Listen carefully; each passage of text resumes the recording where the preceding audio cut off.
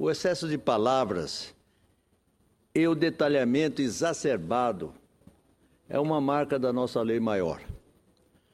Fui, inclusive, senhor presidente, enquanto deputado constituinte, um crítico desta opção. Recordo-me que havia apresentado proposta para que a nossa Constituição seguisse o padrão da Carta Magna do Reino da Dinamarca, que é enxuta, demarcando apenas as linhas mestras das leis necessárias a qualquer país democrático.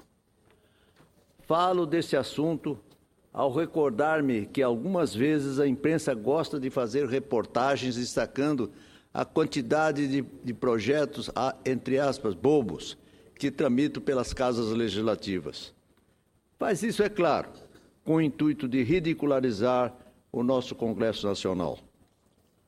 Chegando ao final do meu mandato, o que para mim é muito representativo, porque significa também minha despedida da vida pública, após cerca de 65 anos de trajetória política.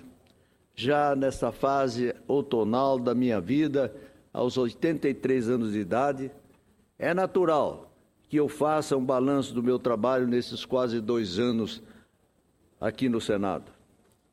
Hoje, vou focar minhas atenções nos projetos de lei que apresentei. Ao todo, foram 51 proposições legislativas entre projetos, propostas e emenda à Constituição, requerimentos de informação e requerimentos de realização de audiências públicas. Entendo que o montante numérico não é o mais determinante para se avaliar como positiva ou medíocre uma atuação parlamentar, mas sim a qualidade do que está sendo posto em debate. Nesse aspecto, quero ressaltar minhas propostas, as quais entendo muito pertinentes para a vida nacional, ou melhor, para a vida social de nosso país. Muitas delas partiram de sugestões de eleitores, de amigos e de entidades de classe. Outras vieram de observações calcadas na minha experiência de vida. Com o apoio da consultoria do Senado, cujo quadro é formado por excelentes profissionais, pude levar adiante muitas das ideias que fervilharam em meu gabinete ao longo dos últimos 22 meses. Vou expor, Excelência, as minhas proposições por grupos temáticos. Assim que aqui cheguei, recuperei uma ideia que tive enquanto deputado federal, no final da década de 70, e que lá não recebeu o apoio necessário à época. Com o relatório do ilustre senador Paulo Paim, pude ver minha proposta aprovada e encaminhada à Câmara dos Deputados. Estou falando do PLS 47/2013, apresentado no dia 22 de fevereiro, menos de um mês após eu ter assumido o mandato, que determina o pagamento obrigatório de comissão sobre o valor de vendas ao comerciário. O senador Paim esmerou-se em seu relatório, promoveu audiências públicas e encontrou um ponto de consenso suficiente para garantir a aprovação deste direito trabalhista, importante para os lojistas, de maneira a não prejudicar os comerciantes. Em relação ao processo eleitoral, considero que pude contribuir com algumas ideias. Uma delas, já até aprovada e encaminhada para a Câmara dos Deputados, amplia o direito ao voto em trânsito. O PLS 130/2013, de 16 de abril, garante ao eleitor que está fora do seu domicílio eleitoral, no dia da votação, escolher os representantes de seu estado para vereador, prefeito, deputado estadual, federal, senador e governador. A lei atual permite apenas o voto em trânsito para presidente da República. Entendo, Excelências, que a Justiça Eleitoral não terá plena possibilidade técnica de implantar a medida. Todos os anos, vemos novidades no processo de votação. A de 2014 já foi a implantação da identificação biométrica. Por isso, não vejo dificuldades que não possam ser suplantadas para garantir ao brasileiro o direito cidadão de praticar o voto consciente, de onde quer que ele se esteja em território nacional. Outras propostas apresentadas que dizem respeito ao processo eleitoral é a PEC 52/2013, apresentada em 25 de setembro, que altera a composição dos membros do TSE e dos TRS. Prevê a criação da Escola Nacional de Formação e Aperfeiçoamento de Magistrados Eleitorais e o Conselho Superior de Justiça Eleitoral. Esta PEC determina ainda prioridade processual às ações relativas à impugnação de mandato eletivo e às ações voltadas ao processo eleitoral. Esta está em fase de análise na Comissão de Constituição e Justiça. Outra matéria do mesmo sentido é o PLS 384/2013, complementar, de 20 de setembro, que determina que os processos relativos à impugnação de mandato eletivo, anulação de eleição e expedição de diploma sejam julgados em, no máximo, 60 dias. Esse projeto já está pronto para ser votado em plenário. Ainda relacionado ao processo eleitoral, mas agora com foco na propaganda, preocupei-me em ampliar o conceito da acessibilidade. Por iniciativa de um eleitor, sugeri o PLS 272/2014, de 7 de outubro, que exige o uso de Libras, ou seja, a linguagem dos sinais, além das legendas nas propagandas eleitoral e partidária de TV. Essa matéria tramita na Comissão de Direitos Humanos e Legislação Participativa com relatório favorável. Na área de saúde, apresentei alguns projetos com o objetivo princípio da prevenção. Assista ao PLS 145/2014, de 29 de abril, que proíbe o uso de símbolo, figura, desenho ou recurso gráfico com elemento de apelo próprio ao universo infantil nos rótulos e na propaganda de medicamentos, cosméticos e produtos de limpeza.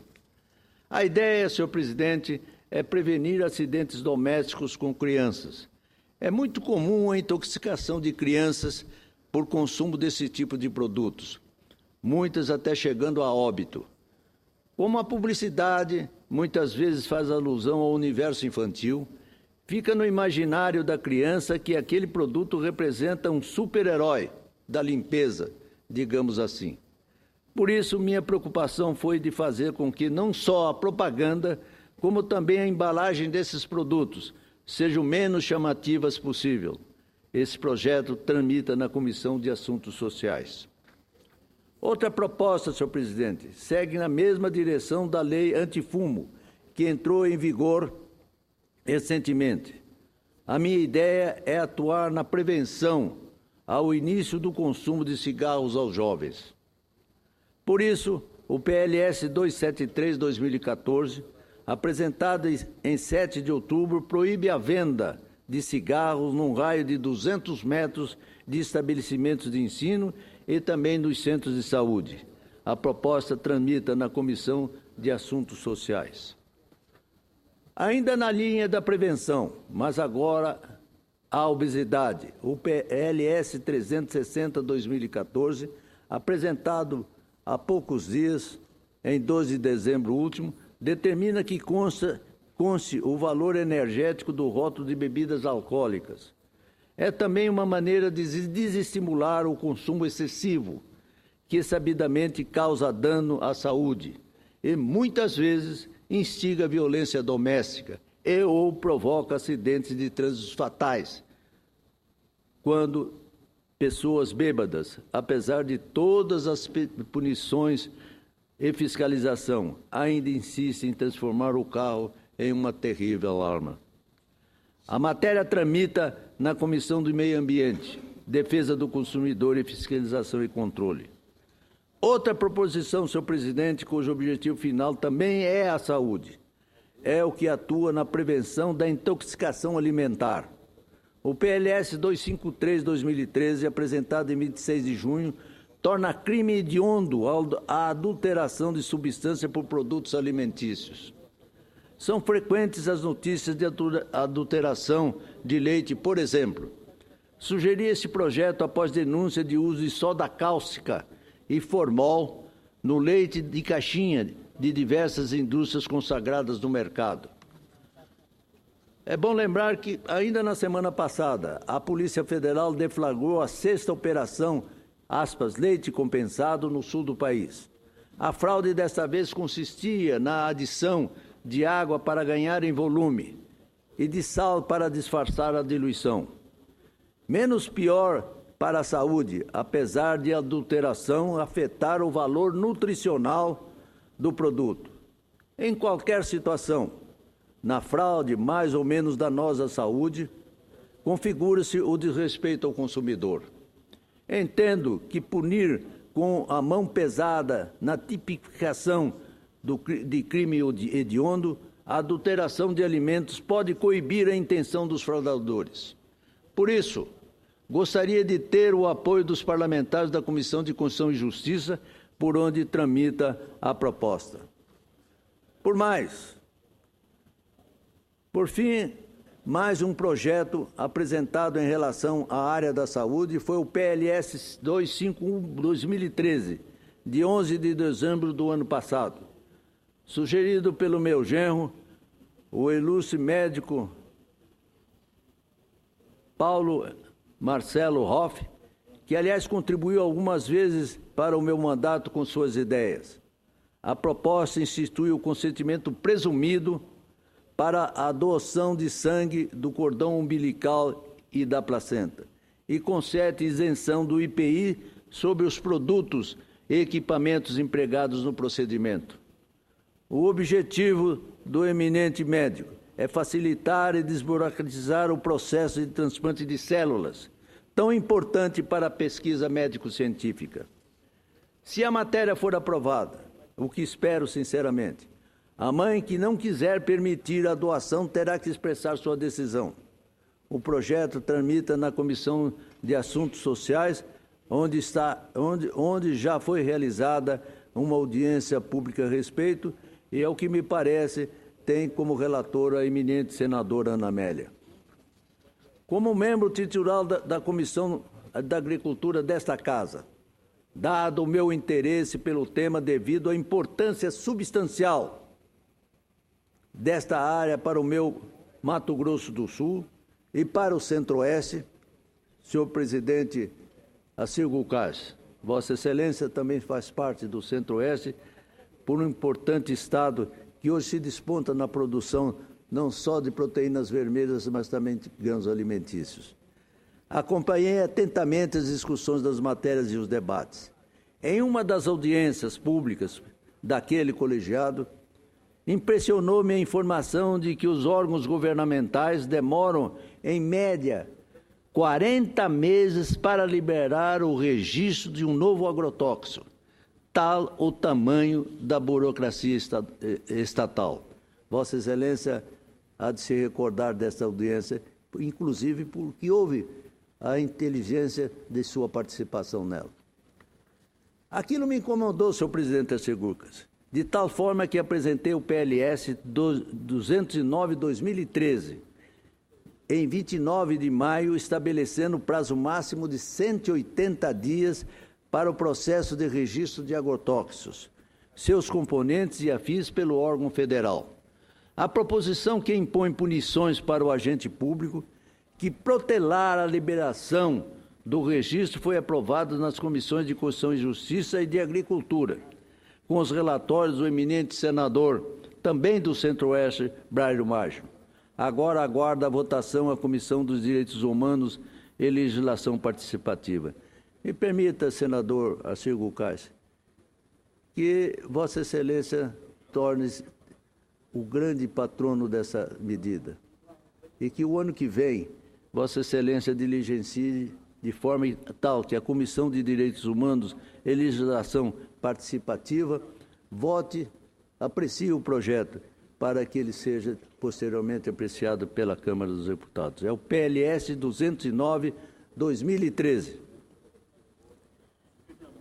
E desejo sinceramente que Vossa Excelência compartilhe dessa ideia, porque ela representa um fator extremamente importante para que nós possamos ter um registro de agrotóxicos de forma célere, que permita atender às exigências da nossa agricultura, que se moderniza, apesar da posição paquiderme dos poderes públicos em não atender essa celeridade. Outra proposta que entendo será muito positiva para a agricultura e pecuária nacional, se virar lei, é a que determina que os recursos oriundos do trabalho de pesquisas, venda de produtos, matrizes e animais da Embrapa sejam utilizados diretamente nas unidades que efetuarem o trabalho. É o PLS 201/2014, de 3 de junho. Tem por objetivo principal garantir o reinvestimento nas pesquisas, uma vez que os recursos provenientes de tal trabalho hoje são destinados à Embrapa Nacional e pode perder-se em gastos administrativos, prejudicando a manutenção de investimentos em conhecimento científico e tecnológico, tão importante para impulsionar nossa agricultura. A matéria já recebeu o relatório favorável do nobre senador Valdemir Moca, que ao meu lado representa Mato Grosso do Sul, além do senador Delcídio Amaral. Moca é meu colega de bancada na Comissão da Agricultura e Reforma Agrária e aguarda apenas o quórum para ser votado. Creio, senhor presidente, senador Assir Gucas, que ainda nesse final a Comissão de Agricultura terá quórum suficiente para apreciar o parecer do senador Valdemir Moca e darmos condições para que esse projeto siga para a comissão, se não me falha a memória, a comissão de tecnologia desta casa. Mas também eu gostaria que Vossa Excelência se tornasse também um patrono dela.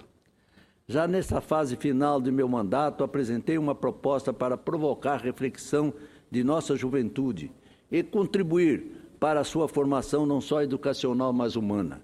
A PEC 34/2014, de 29 de outubro, cria o serviço comunitário para alunos egressos de universidades públicas ou dos que tiveram seus estudos em instituição privada custeados pelo Estado. Entendo, senhor presidente, que os jovens que tiveram a oportunidade de cursar o nível superior gratuito podem e devem conferir uma contrapartida à sociedade, além de auxiliar especialmente as comunidades carentes das mais diversas áreas, como a jurídica, a de saúde, de engenharias, etc., os jovens egressos do ensino superior público terão a oportunidade de entrar em contato com outras realidades.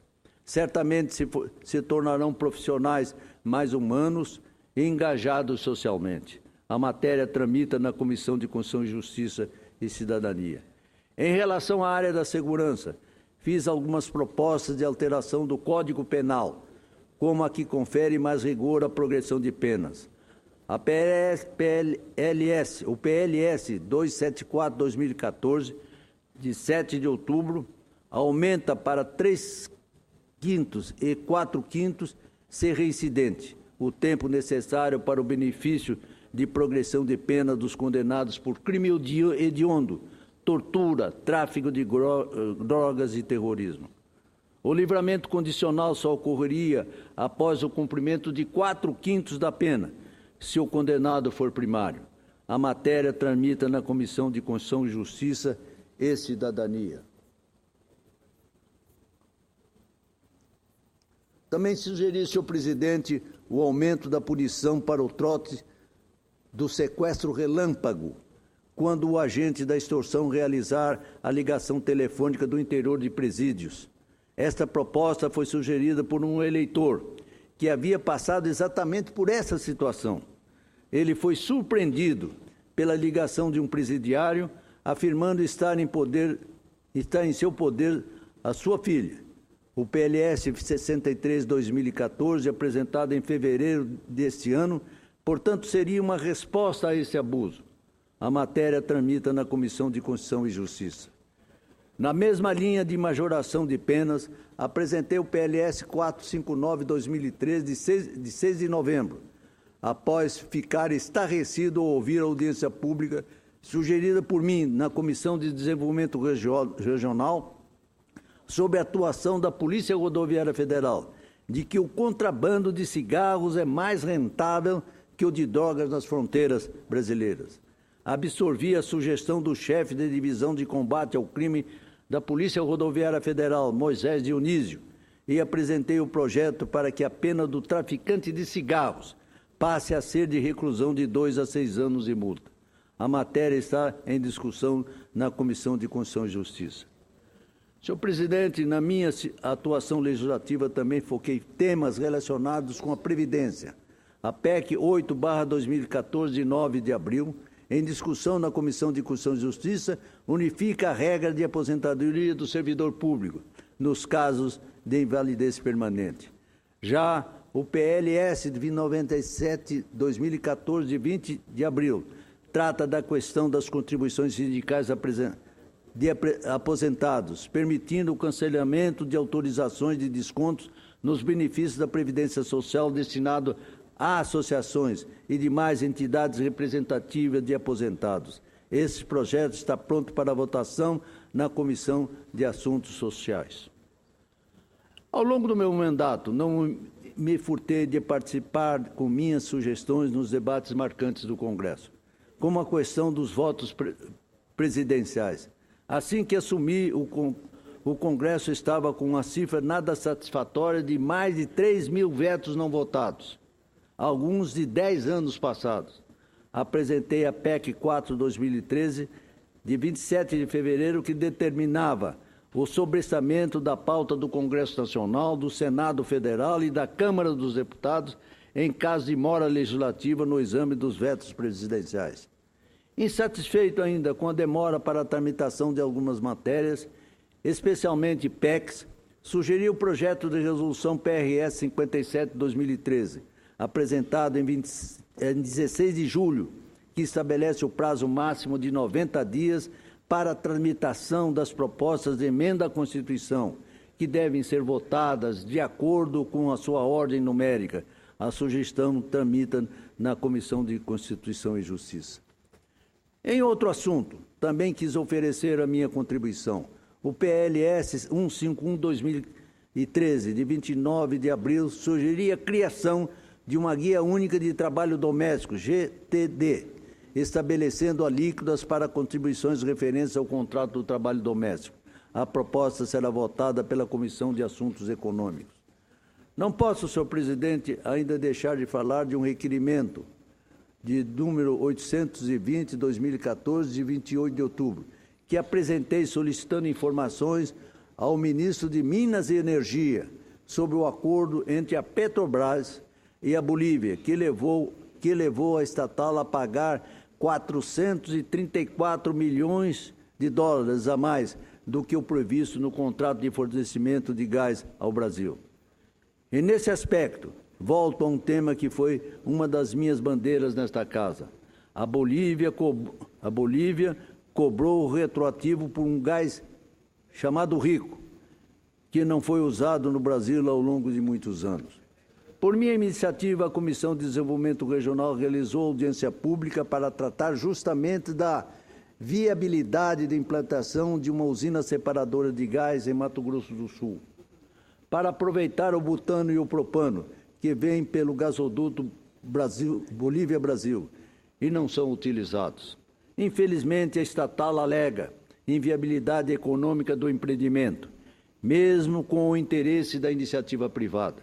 Agora, nesse final de ano, pagou por esse gás chamado Rico, desperdiçado. Finalizo, senhor presidente, o balanço a respeito dos meus projetos, ressaltando que 2 das minhas últimas propostas apresentadas nesta casa tiveram o cunho de homenagear personalidades marcantes do nosso país. Uma delas tive a alegria de ver agilizada em tempo recorde, graças à atuação eficaz da consultoria do Senado e de minha assessoria parlamentar, o PLS 314, de 5 de novembro último. A proposta denomina a Lei de Falências, a Lei 11.101, de 9 de fevereiro de 2005, de Lei Senador Rames Tebet. Meu amigo e grande homem público, ex-presidente desta Casa, foi o relator da matéria aqui. Achei ser oportuna e justa homenagem que me foi sugerida por assessores que com o senador Ramisteb trabalharam, passado 8 anos de sua morte. Em apenas 2 semanas, a proposta saiu do plano de ideias, virou projeto de lei, já com parecer favorável do eminente senador Ciro Miranda, da Comissão de Educação, a quem agradeço e aguardo apenas o quórum para ser votada naquela comissão. Outra proposta, a PRS do 58/2014, do último dia 2 de dezembro, institui o Prêmio Mérito Literário Manuel de Barros, de Poesia, a ser oferecido pelo Senado Federal. A ideia surgiu no dia da morte desse grande poeta mato-grossense, que tanto representa para o nosso Pantanal e para o país. É uma ideia simples que visa incentivar autores como Manuel de Barros, enxergam a beleza nas coisas simples e cotidianas. Sem grande custo para o Senado Federal, a proposta sugere como premiação a publicação de livros dos vencedores pela gráfica do Senado, além da mídia espontânea gerada pelo evento da premiação, que será uma sessão especial do Senado. A matéria vai tramitar na Comissão de Educação e espero seja aprovada para eternizar na instituição Senado o nome desta grande figura que valorizava o insignificante, como ele costumava sempre dizer, Manuel de Barros. Senhor presidente, encerro esse meu longo pronunciamento, graças à gentileza de Vossa Excelência em conceder-me a palavra, dizendo para mim que foi uma honra imensa participar desta Casa do Congresso Nacional e aqui deixar registradas minhas contribuições no desejo de auxiliar o Brasil a se tornar um país melhor. Esse é o relato que posso fazer, senhor presidente, da minha participação legislativa nesta Casa, o que muito me honra, e espero que na próxima segunda-feira eu tenha a oportunidade de apresentar a Vossas Excelências, sobretudo a Vossa Excelência que sempre me premiou com a sua atenção e amizade, as minhas despedidas dessa Casa, em ocasião em que espero que, acima da razão, fale mais o que existe dentro do meu coração. Muito obrigado a Vossa Excelência. Meus cumprimentos, senador Rubem Figueiredo, pelo seu pronunciamento, mas principalmente pelo seu trabalho aqui nesta casa. Vossa Excelência representa o Estado do Mato Grosso do Sul, mas tem atuado para a melhoria da agricultura, principalmente, do país inteiro. É evidente que a sua preocupação sempre é maior pelo Mato Grosso do Sul, mas nunca deixou de prestar uma atenção especial a todos os demais estados da Federação Brasileira. Vossa Excelência já deixa saudade. Obrigado. Com a sua presença, com a sua ausência no ano que vem aqui no Senado, mas principalmente na nossa Comissão de Agricultura e Reforma Agrária. Nós continuaremos atuando na Comissão de Agricultura no próximo ano e eu já notei os projetos que Vossa Excelência destacou, que é importante para o nosso país. Com certeza, vindo de Vossa Excelência, esses projetos vão contribuir e muito para a produção agrícola, pecuária do nosso país. E nós vamos acompanhar para que eles tenham a sua devida aprovação, para que, de fato, a sua contribuição seja algo efetivo também, com a aprovação desses projetos, porque aí, dessa forma, nós vamos estar contemplando realmente o seu trabalho, pois realmente, de fato, Vossa Excelência fez um trabalho excepcional no Senado Federal, mas, volto a dizer, sempre, principalmente na nossa Comissão de Agricultura e Reforma Agrária, onde todas as quintas-feiras, 8h30 da manhã, como brinca o senador Moca, os tiradores de leite chegam bem cedo para começarmos os nossos trabalhos. E foi realmente, de fato, um prazer muito grande estar ao seu lado, trabalhando, defendendo a agricultura, defendendo o agricultor, principalmente o pequeno agricultor. Grandes debates fizemos na agricultura, na Comissão de Agricultura, onde Vossa Excelência sempre esteve presente e atuando, defendendo o seu estado do Mato Grosso do Sul, às vezes naquelas brincadeiras com o senador Jaime Campos, debatendo qual estado é mais bonito, se é o Mato Grosso ou Mato Grosso do Sul, para aliviar algumas vezes as tensões que tinham nos debates, mas de fato a sua participação, a sua atuação nesta casa foi de fundamental importância para a agricultura brasileira. Meus cumprimentos, senador Rubem Figueiredo. Me permita, senador Ciro Gurkas, de manifestar a minha sensibilidade emocional ao ouvir as palavras de Vossa Excelência. Evidentemente, como Vossa Excelência, uma das grandes preocupações que me trouxeram a esta casa é justamente a defesa do campo. Hoje, muitas vezes hostilizado por aqueles que não conhecem uma das economias mais importantes do nosso país. Creio eu que a mais importante. O PIB nacional está demonstrando isso.